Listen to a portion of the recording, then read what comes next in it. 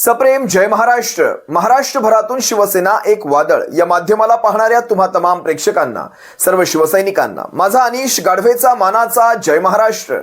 जर हे माध्यम आपण पहिल्यांदाच पाहत असाल ताबडतोब या माध्यमाला सबस्क्राइब करा. महाराष्ट्रभर शिवसेनेच्या विचारांना पोहोचवणाऱ्या या माध्यमाला तुम्ही सर्वांनी मिळून मोठं करा ही नम्र विनंती करतो. भारतीय जनता पक्षाचा तो आत्मविश्वास, त्यांच्या नेत्यांमधला तो पराकोटीचा आत्मविश्वास आता पाहायला मिळत नाही. अगदी नरेंद्र मोदी असतील, अगदी अमित शहा असतील, महाराष्ट्रातले देवेंद्र फडणवीस असतील, या सर्वांमधला तो आत्मविश्वास आता गळून पडलेला आहे. विचार करा, गेल्या कित्येक दिवसांपासून संसदेमध्ये, पार्लमेंटच्या पावसाळी सेशनमध्ये नरेंद्र मोदी स्वतः आणि अमित शहा स्वतः हे अनुपस्थित राहत आहेत, हे गायब आहेत. म्हणजे पत्रकारांचं वगैरे आपण समजू शकतो, तो काही त्यांना बंधनकारक भाग नाहीये पत्रकारांना उत्तर देणं, पण सदनामध्ये उभं राहून विरोधकांच्या प्रश्नांना उत्तर देणं हे मात्र त्यांच्यासाठी बंधनकारक असायला हवं.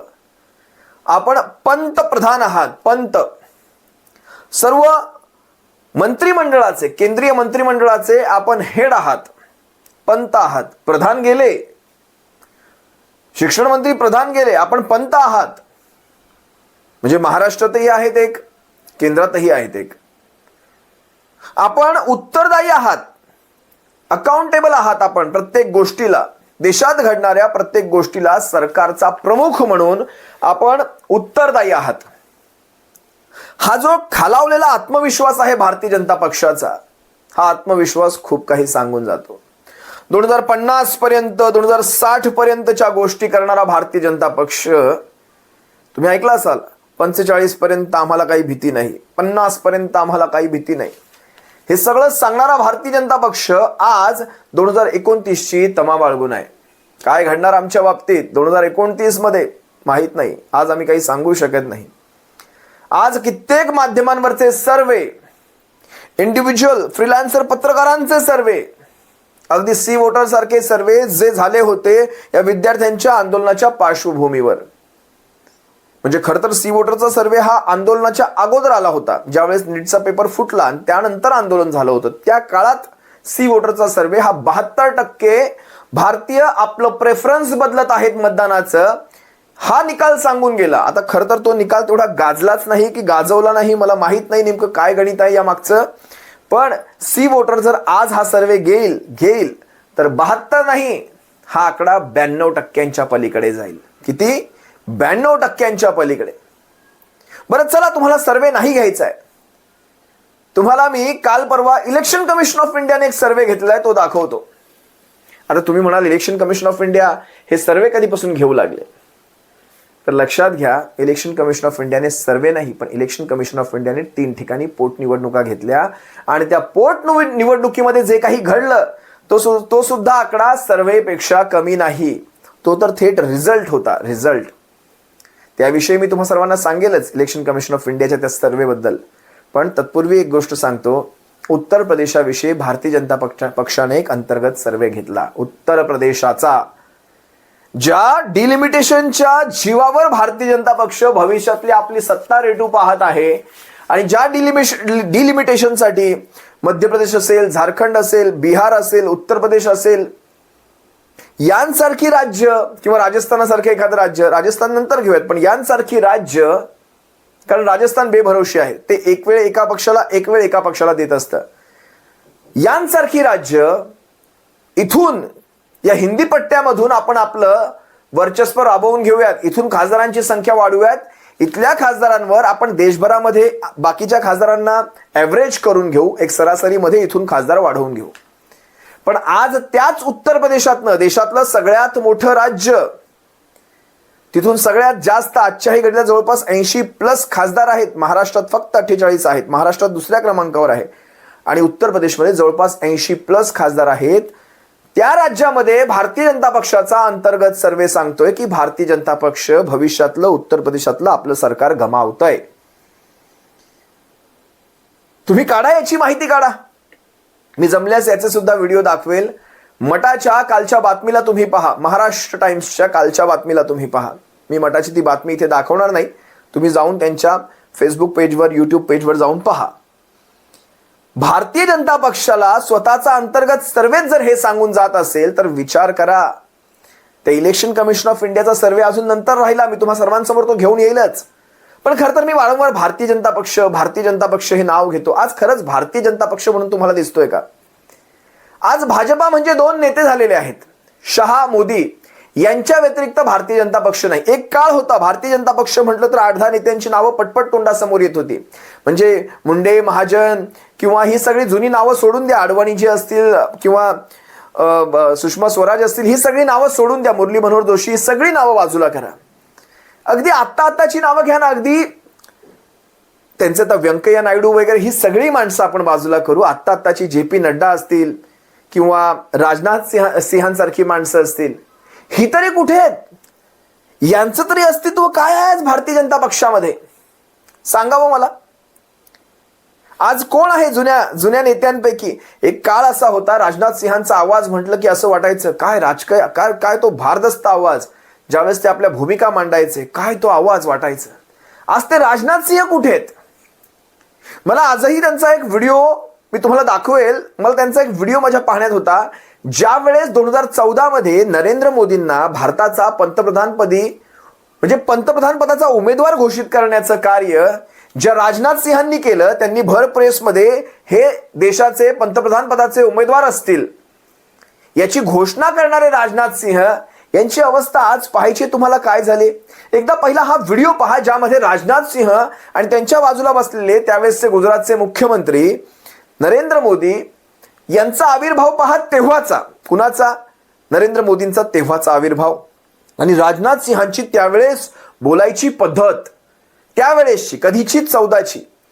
एकदा हा पहा, त्यानंतर मी आजचा व्हिडिओ दाखवीन ज्याच्यामध्ये एक जमीन आसमानाचा 360 डिग्रीचा फरक पण तुम्हाला दाखवेल. हा व्हिडिओ पहा. श्री नरेंद्र मोदी को आगामी लोकसभा चुनाव के लिए प्राइम मिनिस्टरियल कैंडिडेट के रूप में प्रोजेक्ट किया गया. हा व्हिडिओ पाहिलात ना?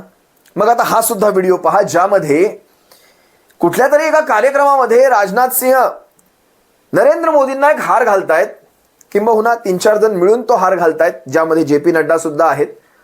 हा व्हिडिओ तेवढे दिसणार नाहीत तुम्हाला, पण ते JP नड्डा उजव्या बाजूला डाव्या बाजूला कुठतरी आहेत. ते JP नड्डा असतील, अमित शहा असतील.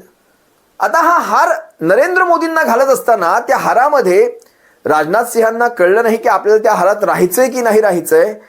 पण ज्या वेळेस त्यांना कळलं आणि कोणीतरी ते डोळे दाखवले, देशाचे संरक्षण मंत्री ज्या प्रकारे चटकन त्या हाराच्या बाहेर आले आणि ज्या त्यांचा चेहरा सारं काही सांगून जात होता. मी तुम्हाला व्हिडिओ दाखवेल, त्यांच्या चेहऱ्यावरचे हावभाव, ती झालेली गजब बेइज्जती, ते सारं काही सांगून जाते. हे सगळं सांगण्यामागचं तात्पर्य फक्त एवढंच आहे, भाजपा कुठे राहिला आहे बघा जरा. PM साठी नरेंद्र मोदींच्या नावाची शिफारस करणारे राजनाथ सिंह आज बघा त्याच मोदींच्या फुलांच्या हारात सुद्धा जाण्याची हिंमत करू शकत नाहीत. एकेकाळी भाजपाची शान असलेले हे नेते आज फक्त 2 नावांच्या पुढे मागे पुढे करत आहेत. भाजपा कुठे? म्हणजे ही 2 माणसं उद्या भाजपात असतील नसतील, भाजप तिथेच संपला. या भाजपाचा डोलारा जो एवढा उंच करून ठेवलेला आहे, हा डोलारा सांभाळणार कोण? लक्षात घ्या. भाजपासोबत ते पूर्वीचे मित्र सुद्धा राहिले नाहीत, कारण त्या मित्रांना भाजपाने संपवण्याची जणू काही धुराच उचललेली आहे, विडाच उचललेला आहे. आज जे भाजपासोबत आहेत ते मारून मुटकून आहेत. कालचं तेलुगू देसमच्या त्या चंद्राबाबूंचं वाक्य ऐकलं नरेंद्र मोदींची तारीफ करतानाचं. मी समजू शकतो चंद्राबाबूंना, त्यांच्या काय अडचणी आहेत, त्यांच्या हृदयातल्या काय भावना आहेत, मी समजू शकतो.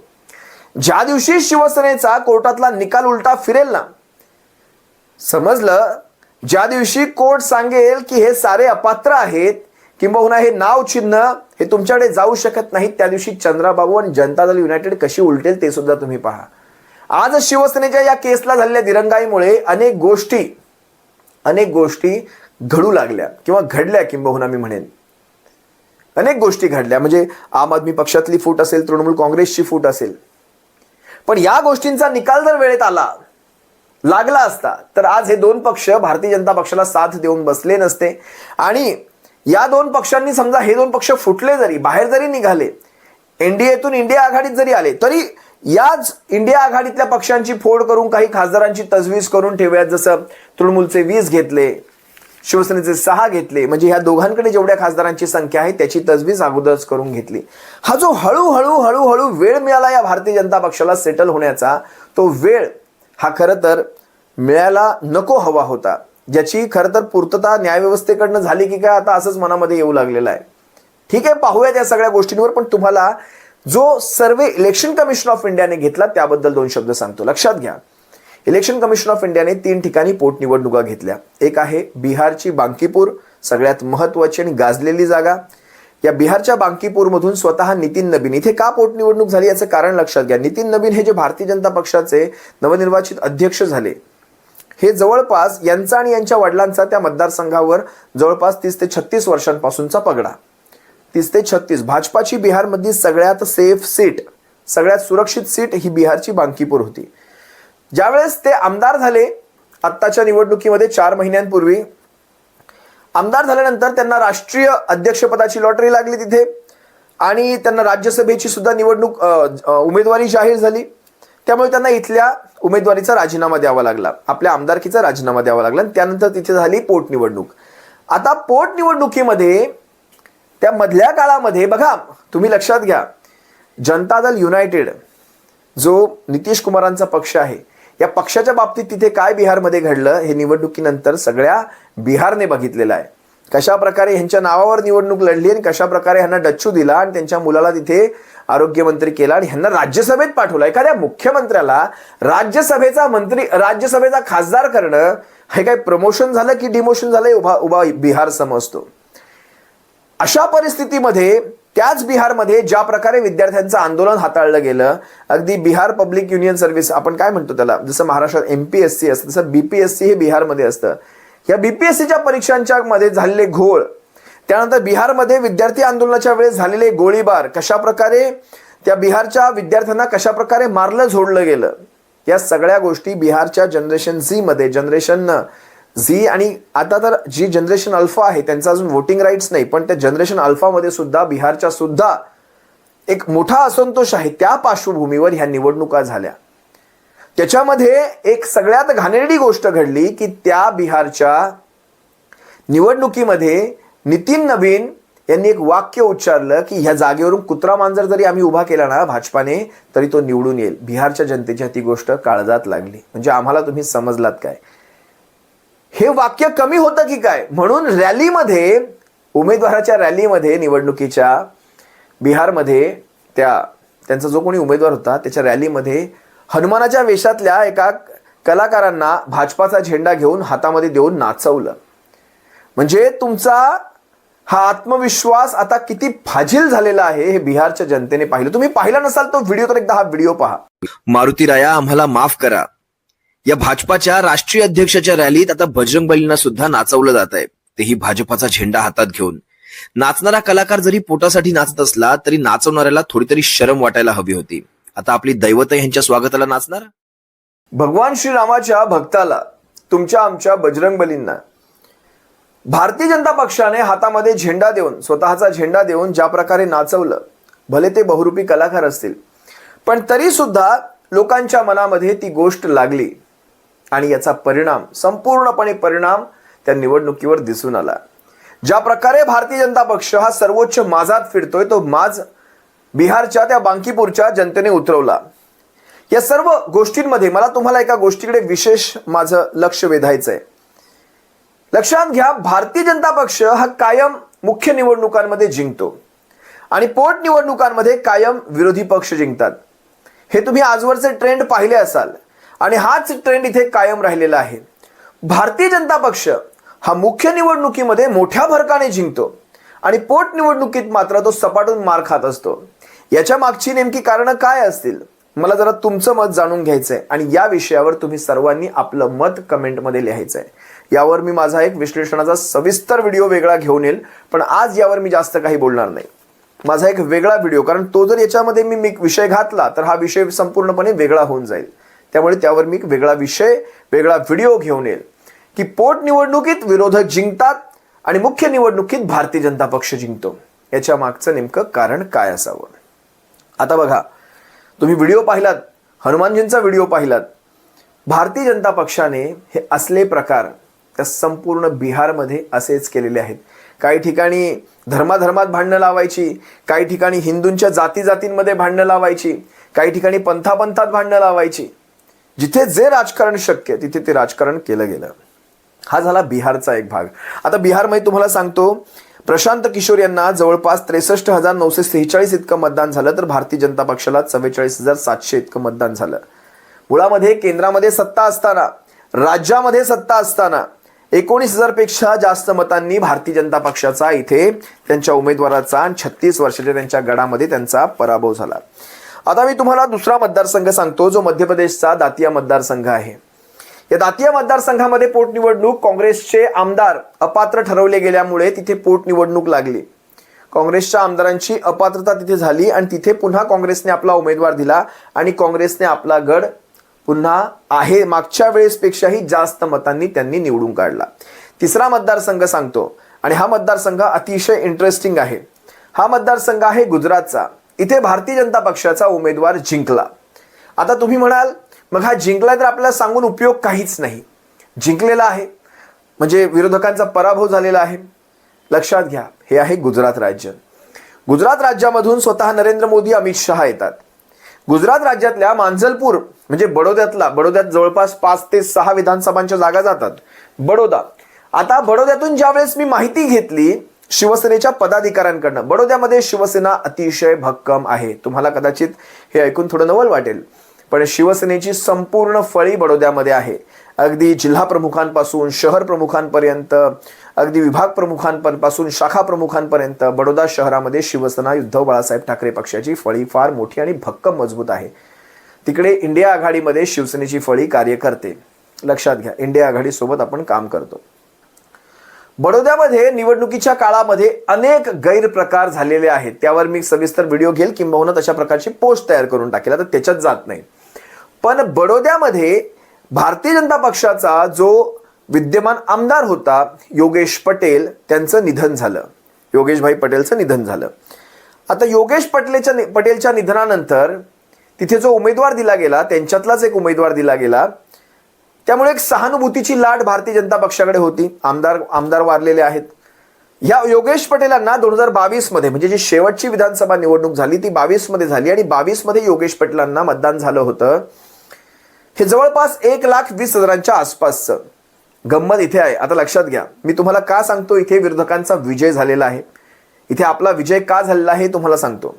आणि आपला शब्द वापरताना बडोद्यात शिवसेना भक्कम आहे, शिवसैनिकांनी तिथे मतदान केलेलं आहे, त्यामुळे तुम्ही समजू शकता. आणि महाराष्ट्रातली असंख्य कुटुंब बडोद्यामध्ये राहतात. बडोदा हे पूर्वीचं मराठा साम्राज्याचाच तो एक भाग होता. त्यामुळे असंख्य मराठी कुटुंब तिथे राहतात. आता लक्षात घ्या, जवळपास 1,20,000 इतकं मतदान हे भारतीय जनता पक्षाच्या योगेश पटेल यांना त्यावेळेस झालं 2022 मध्ये. आणि त्यावेळेस काँग्रेसला झालेलं मतदान होतं 19,000चं. म्हणजे 1,01,000 मतांनी काँग्रेसचा पराभव झाला होता. खरी गोम इथे आहे. आज 2026 मध्ये ज्यावेळेस तिथे सहानुभूतीची लाट असताना देखील भाजपाच्या उमेदवाराला मतदान होतं 1,03,000. किती? 1,03,000. आणि काँग्रेसला जे मागच्या वेळेसचं मतदान होतं ते 19,000चं होतं, ते यावेळेस थेट पोहोचतं 73,000पर्यंत. म्हणजे जो फरक आहे दोघांमधला, हा फरक आहे 30,000चा.